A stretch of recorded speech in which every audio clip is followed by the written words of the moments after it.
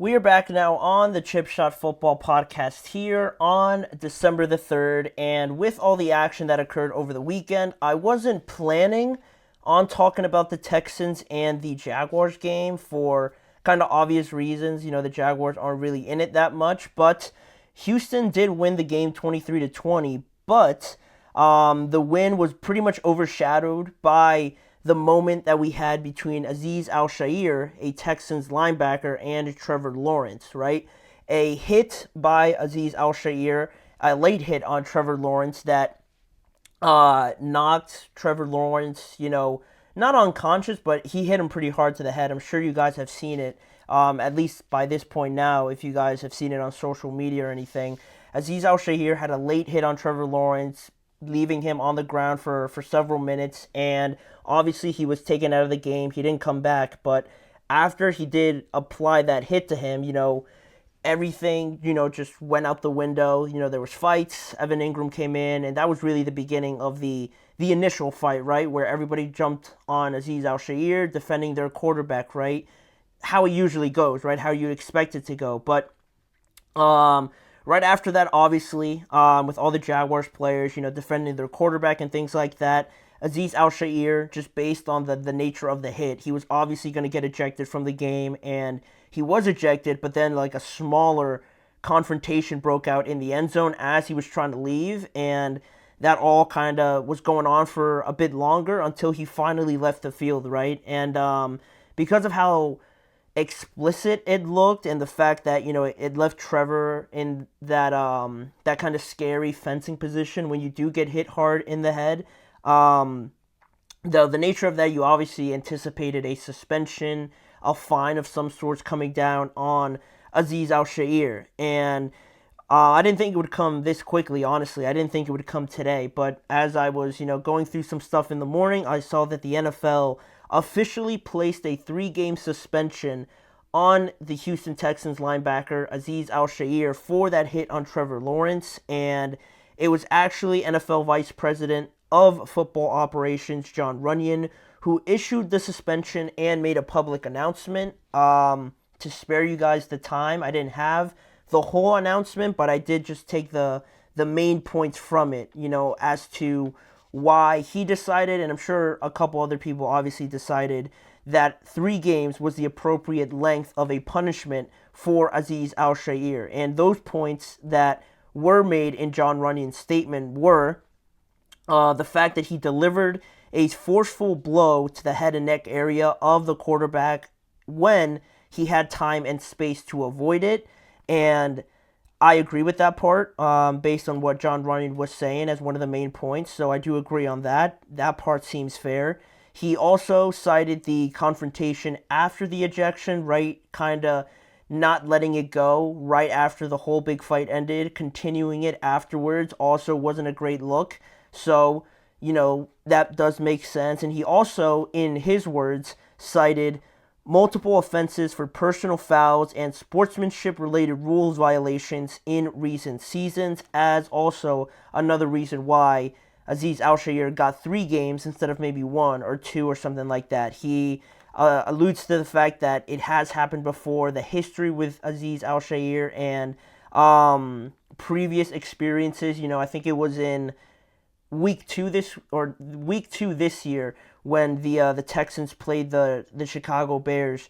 There was an incident on the Bears sideline, I believe, and you basically saw Al-Shaair get up and punch Bears running back Rashad Johnson during that confrontation, and he got like an $11,000 fine for that. I'm pretty sure he didn't get suspended, but he got a fine for that, and they were obviously taking that into account, and I'm sure maybe they looked into it a lot deeper than I did and found other instances of maybe unsportsmanlike related rule violations, as they put it, but that was really the one that jumped out at me just from this year. And they cited that, the history of this player not being an unusual thing to happen related to Al-Shaair. So all of that was taken into account, and that's how they got to the 3 games and suspending him for that amount of time. And yesterday, with everything still pretty fresh, Azeez Al-Shaair did apologize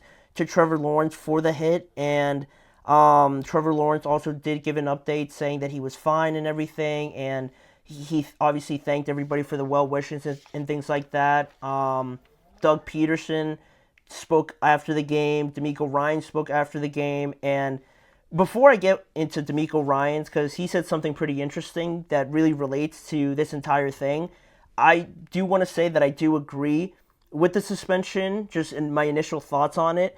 At first, when I saw it, I thought like it was one of the worst hits. It's one of the worst hits, not in like the case of like, oh my god, that was like so dirty, like that player, that hit was the worst thing you could ever do in a football field. Not in that context, just like in the context of like when a quarterback is sliding, the last thing you want to do is kind of leave your feet and kind of just like launch yourself at him head first and things like that. I felt like that was the perfect example of what not to do in those situations. So when I saw it like that in actual speed, I thought like they're gonna suspend him for a good amount of time. And then I heard some people say maybe 2 games, 1 game, and I'm thinking it's not gonna be that bad. But when it actually turned out to be 3 games, I was pretty surprised that they actually went to that length.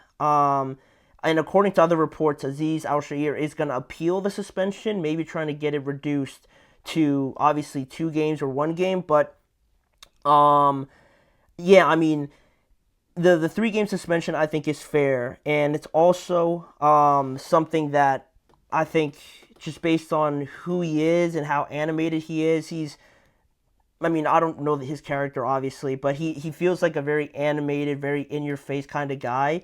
Not to question his character, again, but he just appears like that from an outsider's perspective. So they obviously looked further into it, and they felt like this was appropriate. So I find it kind of hard that it would be reduced because, again, this is the last thing the NFL wants to happen is see one of their stars go down like that. So I don't have high hopes that it's going to get reduced, but, you know, Al-Shaair is still gonna appeal it. So the biggest thing about it though was the fact that he kind of did leave his feet, and the fact that he kind of led also with the forearm.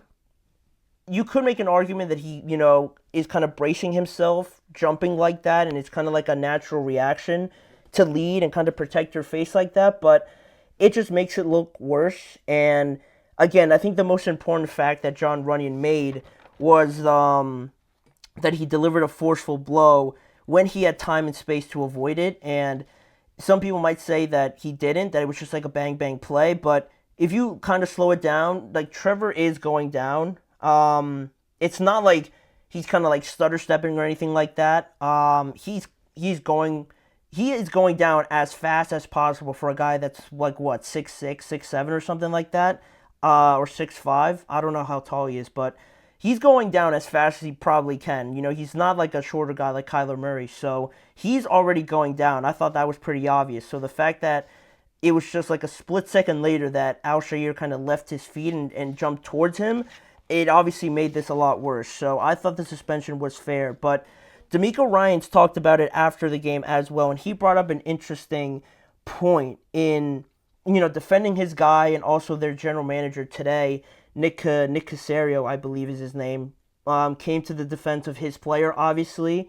But what D'Amico Ryans said after the game I thought was super fascinating, because he said a lot of quarterbacks try to take advantage of the rule, and again, I'm paraphrasing. He said a lot of quarterbacks try to take advantage of the sliding rule, and in an effort to try and gain extra yards, you know, they might kind of hesitate, like kind of feint that they're going to slide and then just get like a yard or two after, or, you know, God forbid, they kind of make it look like they're trying to slide, the defender eases up, and then the last thing you also want as a defender is thinking that he's going to ease up, so you kind of let your guard down, and then the quarterback, and let alone like a huge quarterback like Josh or even Trevor, or, you know, any of those guys like Patrick or something like that, your guard is down, you think he's going to slide, and then he just drives his shoulder into your chest, and then you end up being hurt, right? And it doesn't seem fair, and I think that's what D'Amico Ryans was kind of getting after when he not only stood up for his player, but he also brought up the fact that the defenders are almost in like a lose-lose situation, because they're pretty much at the mercy of what that quarterback is thinking, kind of predicting or assuming, that he's going to slide, but you truly don't really know. And again, I mentioned they're in a lose-lose situation, right? Because if they believe he's going to go down, they ease up and then he doesn't, and then they give up like a first down or something like that, right? Or he is going down and you don't know that and you still go and hit him, and now you look like this reckless, unsafe player, right? It's not a good situation to be in for defenders, and I think that part is a little unfair. But again, I think that situation that DeMeco Ryans was talking about isn't really the same as this one, because Trevor was, again, like I said, already going down. And the fact that Al-Shaair kind of like almost completely left his feet to go and tackle him like that, that definitely makes it worse. But in a context like DeMeco Ryans was talking about and where I wanted to bring it, I think it is super interesting because, as a defender, you don't want to give up that crucial third down, right? So you're going to do everything possible to stop that quarterback, stop that runner from crossing the line. So it's a little unfair, I think, from that standpoint on defenders, right? That they're always, the bad guys in this situation. They also have to defend themselves too, right? They have as much right to defending that blade of grass, right? And not letting you cross it as the quarterbacks do, trying to get it as well. So I think that's the last thing you also want to happen as a defender, like I mentioned, right? Letting your guard down and then you end up getting hurt because you think the quarterback's going to slide and he doesn't, and you end up getting hurt on the other side of it. So that's also another thing that I would agree with DeMeco Ryans from that standpoint. And also I wanted to bring up that the reality of the NFL and how these suspensions go a lot of the times is, it's a quarterback league, right? Obviously, those are the biggest stars. Those are like the biggest attractions to the league, right? So not only are they always going to be favored, but I was thinking about it in a way like, if you're a defender, like Al-Shaair, for example, right? Let's say they were playing like the Chiefs, right?